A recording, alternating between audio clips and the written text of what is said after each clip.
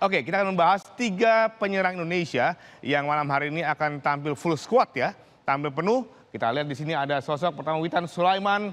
Saya pikir adalah pemain yang sangat penting di sisi sayap.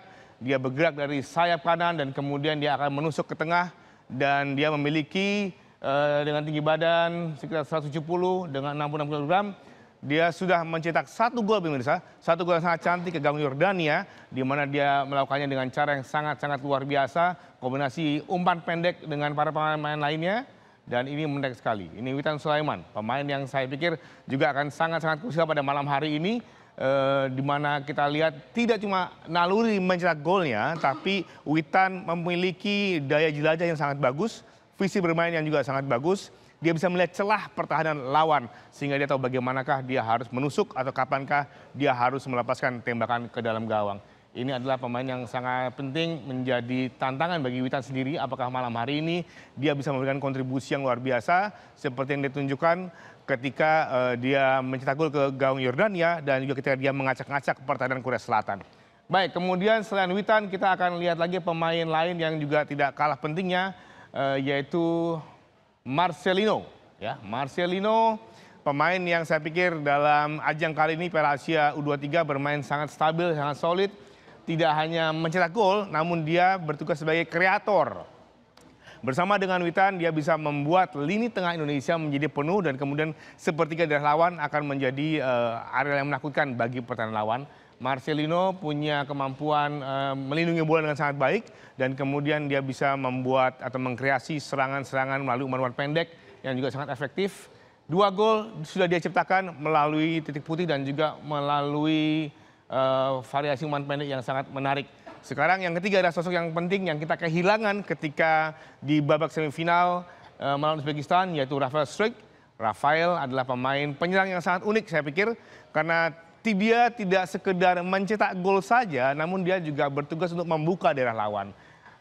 Daya jelajahnya cukup tinggi dan dia mampu menarik lawan 2 hingga 3 lawan mengikuti pergerakannya sehingga membuka ruang bagi para pemain lain menusuk dan dia membuat 2 gol yang sangat indah ke gawang Korea Selatan. Inilah 3 penyerang yang kita harapkan pada malam hari ini akan mampu untuk bisa mengacak-acak, menggoyang pertahanan Irak yang tentunya sudah mempelajari apa yang sudah kita miliki. Begitu. Baik, dari Rafael kita akan segera melihat bagaimanakah perkiraan susunan pemain Indonesia dan juga Irak. Yang kita perhatikan sekarang, kita lihat ini adalah susunan pemain dari Indonesia, diperkirakan seperti itu ya. Malam hari ini kita akan kehilangan Kapten Rizky Ridho yang kemungkinan besar kalau kami melihat akan digantikan oleh Komang, di mana memang antara Komang, Ferrari, Justin Hapner dan juga Rizky Ridho adalah pemain yang selalu bermain ya. Mereka bergantian bermain. Kadang-kadang Komang sebagai bench dulu atau Ferrari. Namun yang menarik yang tak kalah penting adalah pemirsa bagaimana kemudian peran Nathan Choaon yang juga sejatinya adalah seorang back ya. Dia pernah bermain sebagai back tengah. Sehingga kemungkinan apabila kemudian Sintayong melihat hal-hal yang tidak bisa kita lihat ya, hal-hal yang berbeda, bisa jadi Nathan juga bisa berfungsi sebagai bek tengah. Karena kalau kita perhatikan, kalau misalkan Ferrari, Komang dan Hapner dimainkan bersama-sama sejak menit pertama, maka sebenarnya tidak banyak pilihan di bangku cadangan. Tapi bila Nathan kemudian ditarik menjadi bek tengah, maka salah satu antara Komang atau Ferrari akan memanaskan dulu bangku cadangan, melihat bagaimana situasi pertandingan, lalu kemudian akan dimainkan di babak kedua.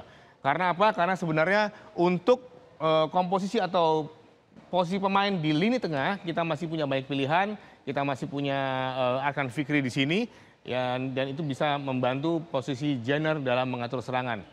Namun begitu, kita juga mengetahui bahwa gelandang-gelandang atau lini tengah dari Irak cukup kuat. Mereka juga bermainnya tidak melulu lewat flank, tapi juga lewat tengah, sehingga memang membutuhkan sosok seperti Nathan yang sangat bagus dalam merebut bola dan mempermudah kerja Jenner untuk membagikan bola ke depan. Oke, kita lihat bagaimana kemudian sisi back. Sisi back saya pikir back kiri Pratama Arhan tidak akan tergantikan karena dia memang sangat agresif, sangat bagus dalam bertahan dan juga menyerang. Yang mungkin masih menarik adalah bagaimana posisi di bek kanan. Sementara ini kita menaruh Fajar yang juga bermain cukup bagus sebenarnya. Tapi kita melihat beberapa opsi, masih ada yang cukup bagus juga, ada Rio Fahmi di sebelah kanan dan juga masih ada Bagas Kava yang belum dimainkan. Tentu saja Sintayong akan melihat bagaimana kebutuhannya. Saya pikir dalam Piala Asia kali ini Rio Fahmi adalah sosok yang cukup bagus ketika membutuhkan bek kanan yang cukup defensif. Ya. Sementara Irak, kita lihat bagaimana Irak bermainnya. Irak saat ini akan tergantung kepada sosok Ali Yassim.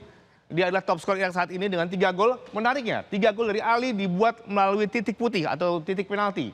Nah, ini yang mesti diwaspadai, artinya bagaimana dia bisa mendapatkan hadiah penalti. Indonesia harus waspada dengan Amin, dan juga ada sosok Nihat dan juga Mustafa Sadun di sebelah kanan yang sangat agresif dalam melancarkan serangan, baik dia akan membuat tusukan ke dalam kotak penalti atau melakukan umpan silang. Yang tidak kalah penting adalah bagaimana kemudian para pemain Irak adalah sangat mobile ya, mobilitasnya sangat tinggi, sangat dinamis. Mereka tidak akan melulu mengirimkan umpan diagonal saja, tapi dia juga memainkan, akan mengacak-acak lini pertahanan Indonesia melalui tengah. Mereka akan membuat tusukan yang berbahaya ke dalam kotak penalti, kemudian membuka ruang di titik sini yang membuat Kadar ataupun Muntader itu bisa melepaskan tendangan jarak jauh yang bisa merepotkan Hernando Ari. Ini yang mesti diwaspadai. Saya pikir dari cara main Irak yang sudah kita temui di permainan mereka di timnas senior. Oke, baik. Itu adalah perkiraan main. Sekarang kita lihat bagaimana dengan perjalanan kedua tim menuju babak ini. Kita lihat Indonesia. Ya, inilah Indonesia di sebelah kanan saya ketika dia berhasil menjadi runner up grup. Kemudian dia bertemu dengan Korea Selatan dimainkan atau dikalahkan dengan cara yang sangat-sangat dramatis. Kita bisa mengimbangi permainan mereka setelah unggul 2-1 kemudian disamakan oleh Korea Selatan 2-2. Kita harus perhatikan bagaimana Korsel bisa menyamakan skor, karena ketika kita bermain terlalu rajin, terlalu terbuka, kita dikalahkan oleh sebuah serangan balik. Tapi alhamdulillah pada babak adu penalti kita bisa menang. Namun melawan Uzbekistan kita lihat bahwa Uzbek memang bermain sangat agresif sejak laga pertama di ajang ini. Dia tidak pernah terkalahkan dan tidak pernah kebobolan. Kita memang menghadapi lawan yang cukup kuat. Sementara itu kita lihat bagaimanakah Irak. Irak sangat solid, tidak pernah keteteran. Dia mungkin ketika laga pertama kalah dengan Thailand sehingga membuat kejutan. Tapi kemudian dia bangkit. Dia bangkit dan mendapatkan hasil-hasil yang sangat bagus. Dia bisa mengalahkan Vietnam. Kemudian di semifinal dia harus mengakui keunggulan Jepang yang memang lebih rapi. Dan akhirnya mereka akan bertemu, Irak akan bertemu dengan Indonesia di babak ini pemirsa.